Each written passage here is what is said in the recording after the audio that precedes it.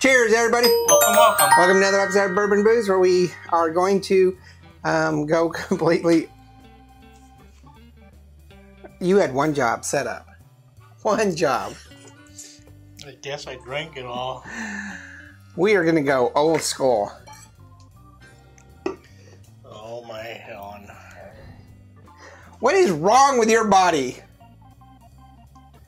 It just got excited. You were making so many weird noises.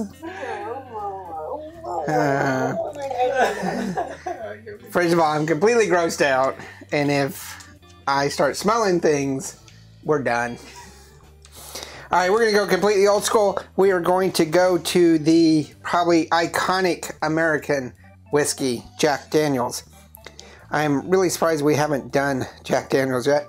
We do have 3 more coming up because we have their cask strength, single barrel, and special reserve. So we still have those, and I believe, we did do the Jack Daniel's Rye. Didn't we do the Gentleman Jack? No, we haven't done Gentleman Jack, but we did do Jack Daniel's Rye back in May 28th of 20, in episode 204. So if you're interested about that and our rating on that, we did do the Jack Daniel's Rye, but this is our first time doing Old Number 7. Jack Daniel's has been around a long, long time. 20 years or so. Been around a long time. And this is a Tennessee whiskey. So Tennessee whiskey is iconic because of the way that they are manufactured. And Andy is going to explain that process to us. They distill it. They distill it. It's charcoal. It's charcoal filtered. Good. Filtered, yeah. Good job. So unlike the coloring that comes from aged bourbon through the barrel, this is filtered through charcoal, and that's how it gets its distinct color. No age statement on this, but it's Old Number 7. I think it's probably aged about 5 years or so. But like I say, they can give this to you days after distillation, looking like that. And I think... You always question when he says that. I think. If I'm correct, Old Number 7 is like... They went through... This is the 7th one that they decided to stick with. The 7th mash bill. This is a sour mash, and I believe you're correct. They distilled... Yeah. They tried 7 different ones, and this is one they decided on. Right.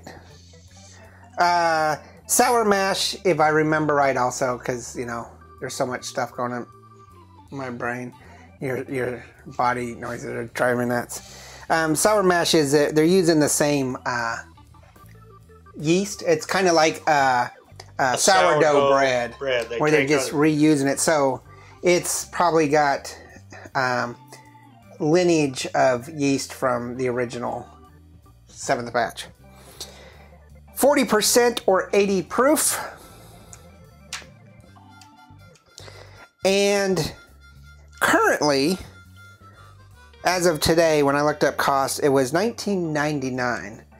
I did not buy this for $19.99. It was like almost 30 bucks. So Jack Daniel's has been heavily overpriced to me over the past few years in our area.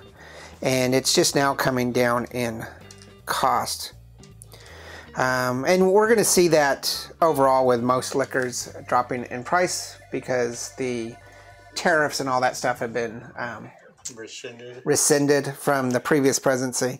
So that's going to be a good thing because whatever tariffs impact our imports, it also impacts our domestics. So, all right. I had fond memories of Jack Daniel's growing up. I was going to say, in full disclosure, I've drank so many bottles of this. Well, I think, personally, that, you know, of course, we're older, so drinking ages were different, but even, full disclosure, I didn't wait till the drinking age to start drinking. Neither did I. I think that this is probably the whiskey that most rebellious teenagers first jump into. I Concur.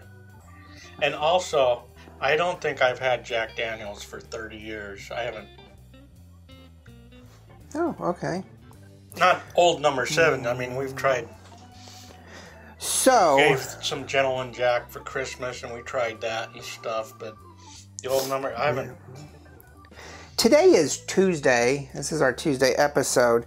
And even though I've had this bottle for probably about 6 months on the bar, last week I was in Tennessee.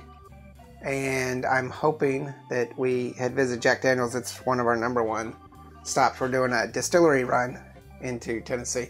So hopefully I'll be bringing back some regular, cool, distillery-only stuff. Cody's laughing, so we'll be right back. Okay, we're back. I was talking to Cody, and he was giving me crap because of talking about the Wayback Machine, like we'd already been there. And I just realized that this is Tuesday. It wasn't last week that we went.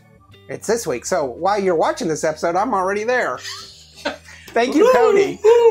So I've been time traveling a lot this episode.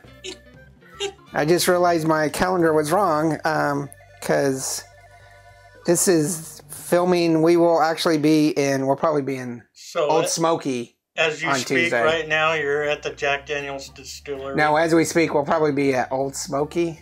We're going to check that one out. First, we're doing a roundabout of Tennessee and into Nashville. We're close to Lynchburg. So, anywho, 1999, this is going to make it a 4-barrel by 1 penny. 4-barrel. You put $20. That's a 3-barrel. You said 1999. Yeah, that's a 4-barrel. $20 is a 3-barrel. 1999 is $20. No, it's not. See, he's not good with math either. It's 1 cent away from. But it's not. All right. So here we go. All right.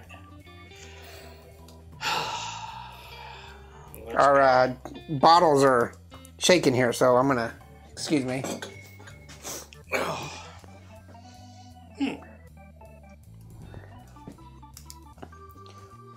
Actually,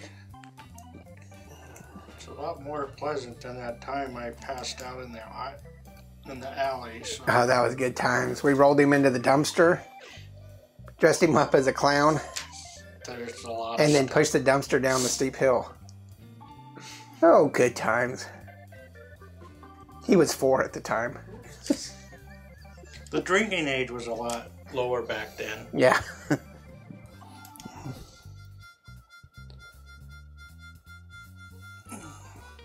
You really like this. I'm actually surprised. I thought I would not like it at all. So, for $19.99, it's a 4-barrel. $20. It's a 3-barrel. Aroma, I give it a 3.5. You're giving it a 3.5? It's got like some vanilla and a little bit of butterscotch. Oh, okay. I'm getting that woody char from the filtration, a little molasses, and definitely dried fruit. Definitely that sweet corn stuff on the nose. A little tobacco on the aroma too. Okay, I can see that. Tell you the truth. Yeah, actually, I definitely can see that. I'm completely surprised because I did not think I would like it because I drank so much I was totally burnt out on it. So what he's saying is when we drive by your house, rather than the 40 or 50 bottles of McCormick out on the lawn, we're going to see Jack Daniels now. Mm-hmm. Going to liven up the color from silver brighten to it black. up a little bit. All right. Flavor, we each gave it a 3.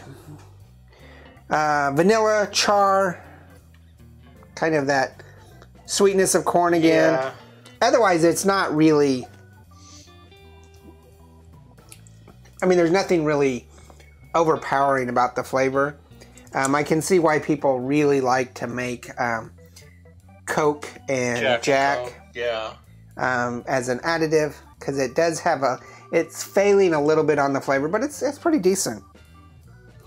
I think that toe-to-toe, I would do Evan Williams or even Jim Beam over this, but that's a little bit more my preference for that bourbon flavor. For bite, you're giving it a 4. I give it a 3. I think it's got a bit of a bite on the front end, but no lingering on the back end. To me, for all nostalgic reasons, when I was much younger, it seemed like it would the bite was kick you in the butt, but yeah. Now I'm since I've tried so many other different whiskeys. Well, I think they've changed their filtration process since the end of World War II when you were drinking it. So. Since the end of Prohibition. Yeah. No, it's I'm pleasantly surprised. I'm kind of I thought I would hate it, but I quite like it. Okay, so we are solid 3.5 on this. I get 13.5 points on my rating. You're giving it a 14.5 points. A 14 is a 3.5. So this is a 3.5 barrel. I'm perfectly fine with this. It's an American icon. It deserves to be a 3.5.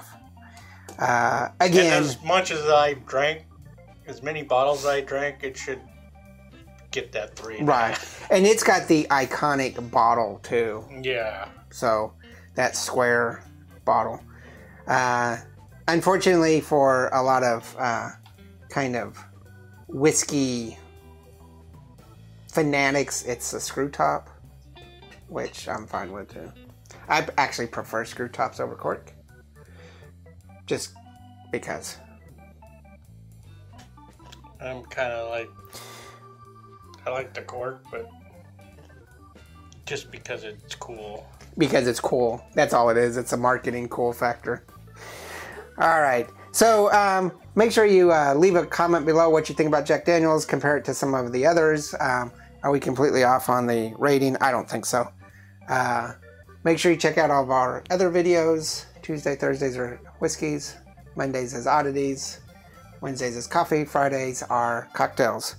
Make sure you hit the like and subscribe. Check out Instagram, Facebook, Twitter, and merchandise. And remember, there's no bad whiskey. There's only good whiskey and great whiskey. And this is pretty damn good. Pretty darn great. Cheers. Laters.